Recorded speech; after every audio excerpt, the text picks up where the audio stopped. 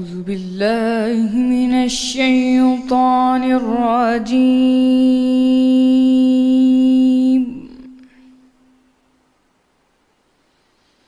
بسم الله الرحمن الرحيم.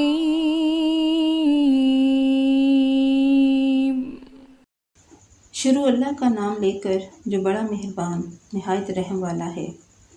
ہر طرح کی تعریف اللہ ہی کے لیے ہے، جس نے آسمانوں اور زمین کو پیدا کیا اور اندھیرا اور روشنی بنائی۔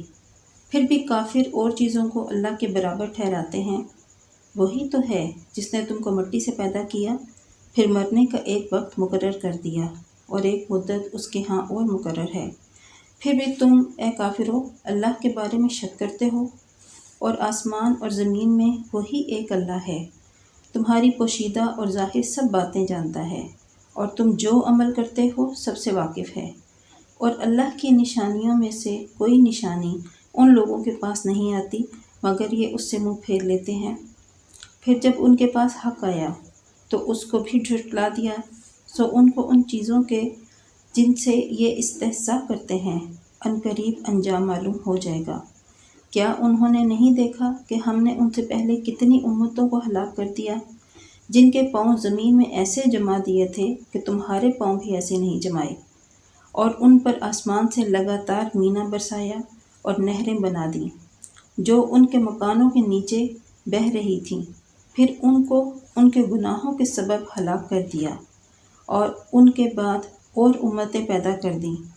اور اگر ہم تم پر کاغذوں پر لکھی ہوئی کتاب نازل کرتے اور یہ اسے اپنے ہاتھوں سے ٹٹول بھی لیتے تو جو کافر ہیں وہ یہی کہہ دیتے کہ یہ تو صاف اور صریح جادو ہے، اور کہتے ہیں کہ ان پیغمبر پر فرشتہ کیوں نازل نہ ہوا جو ان کی تصدیق کرتا۔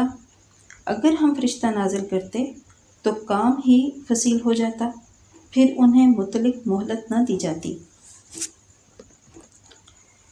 نیز اگر ہم کسی فرشتے کو بھیجتے تو اسے مرد کی صورت میں بھیجتے، اور جو شبہ اب کرتے ہیں اسی شبے میں پھر انہیں ڈال دیتے، اور تم سے پہلے بھی پیغمبروں کے ساتھ تمسخر ہوتے رہے ہیں۔